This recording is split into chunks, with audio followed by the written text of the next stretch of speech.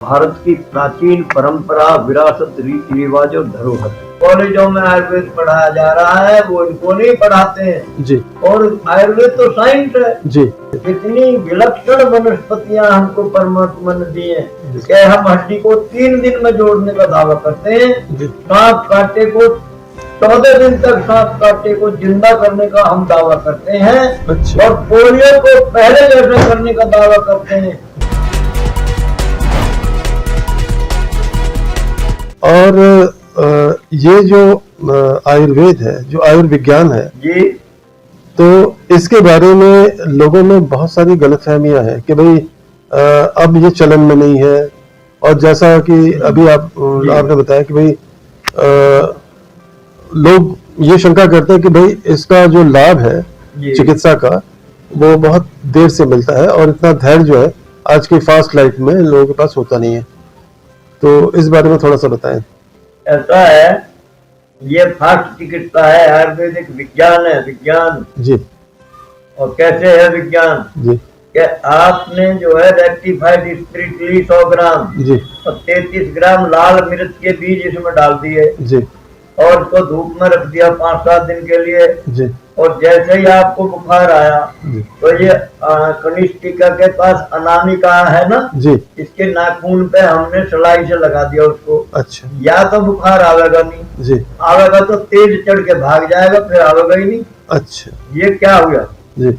ये फास्ट चिकित्सा है या नहीं? जी बिल्कुल। और जैसे कि हमने मान लीजिए गौमूत्र लिया जी। और गौमूत्र को हमने एक वो लिया मटका मिट्टी का, जी। चकोरा वगैरह, जी। कुल्हड़, जी। उसको आग पे लाल किया जी। और लाल करके हमने एक बर्तन में धर लिया चिमटे से उठा के, जी। उसमें एक चुटकी फिटकरी पिसी हुई बुरक दी, उसमें गौमूत्र छोड़ दिया 50 ग्राम। अच्छा। और ये गौमूत्र को चम्मच चम्मच पिलाओ। जो बचपन में जो निमोनिया हुआ था जी, जो 12 साल के बाद कहते ठीक हो जाएगा, होता नहीं है किसी का भी एलोपैथी कोई चिकित्सा नहीं होता।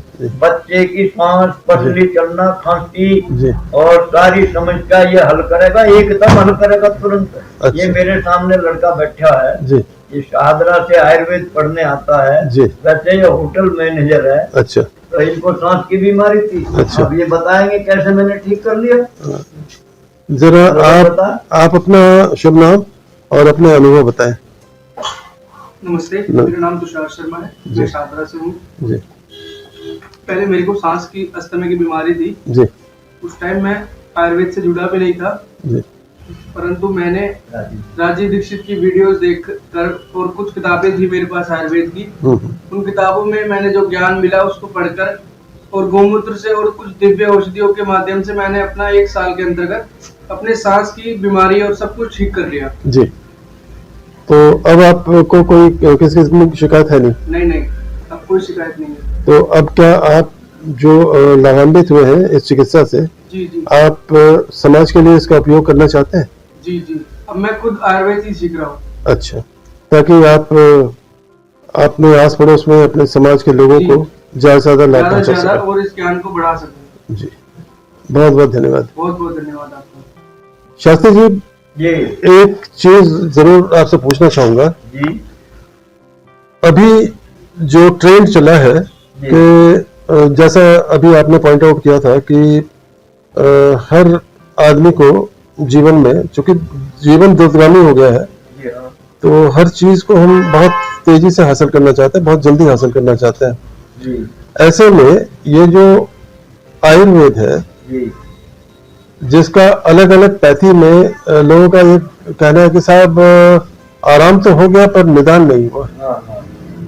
तो आयुर्वेद में क्या बीमारी का जड़ से इलाज हो जाता है? और अगर होता है तो क्या इसके कोई साइड इफेक्ट भी होते हैं? इस बारे में हमारे दर्शकों को बताइए। ऐसा है, आपने बड़ा अच्छा सवाल किया है। वो कहता है कि prevention is better than cure. जी बिल्कुल। आप जो है बीमार होने से पहले स्वस्थ रहने के लिए प्रयत्नशील रहें जी, क्योंकि भोजन भूख रूपी रोग की दवा है जी। भूख स्वाद नहीं देखती, स्वाद वस्तु में नहीं है, मन में है जी। अगर मन में ना होता तो बुखार में हलवा कड़वा न लगता। बिल्कुल। लोग क्या करते हैं कि इनकी दिनचर्या इन्होंने खराब कर ली है जी। और इनका खान पान बहुत खराब है। जैसे गेहूं है जी, गेहूं महाभारत में था ही नहीं जी। तो गेहूं विदेश का है, उनकी रिसर्च है ये जी लेकिन गेहूं में एक पौधा होता है उसका गेहूं का मामा कहते हैं। मैंने एग्रीकल्चर से जो है जी साइंस पढ़ी है। अच्छा तो वनस्पति वो अनाज लिए जाते हैं जो प्रकृति ने जैसे दिए थे वैसे को वैसे। जी ये जो मैं आपकी बात थोड़ा सा काट करके कह रहा हूँ, जी संस्कृत में एक हमारे ग्रंथों में आता है गोधूम। हाँ तो गोधूम और गेहूं में क्या फर्क है?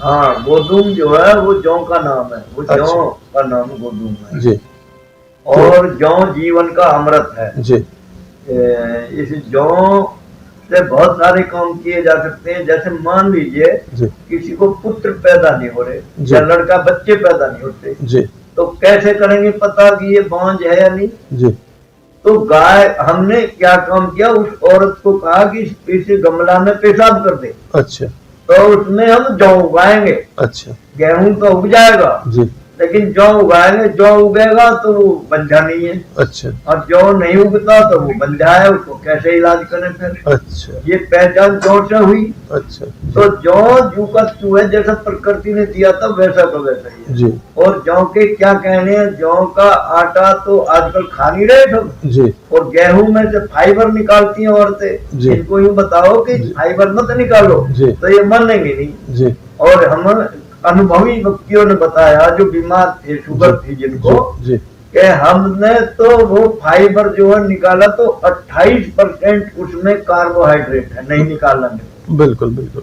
और जो निकाल लेंगे तो 14% उसमें मिला देंगे गेहूं में फाइबर को, जी। तो 14% रह जाएगा। जी हम क्या करते हैं, उसको भून करके रख लेते हैं, जी। और चाय पीते 1 चम्मच मिला देते हैं। जी जी सब्जी तरल सब्जी है तो 1 चम्मच, तो हमने देखा कि हमारी शुगर रही नहीं। जी तो दिनचर्याएं बिगाड़ रखी है लोगों ने। जी शादियों में आपने देखा नहीं कि जहर खा रहे, तो बिल्कुल भाई बिल्कुल। जी तो भाई इतना तो रिफाइंड क्यों बना लिया तुमने, तुम्हारे पास तो तेल है। जी जी तो पहले के हलवाई तो सरसों को तेल को शुद्ध करके जलेबी बना देते थे। जी तो आप मॉडर्न होते जा रहे हो, दूसरे की प्रकृति पर जिंदा हो। जी अपनी प्रकृति तो भारत में सबसे श्रेष्ठ है।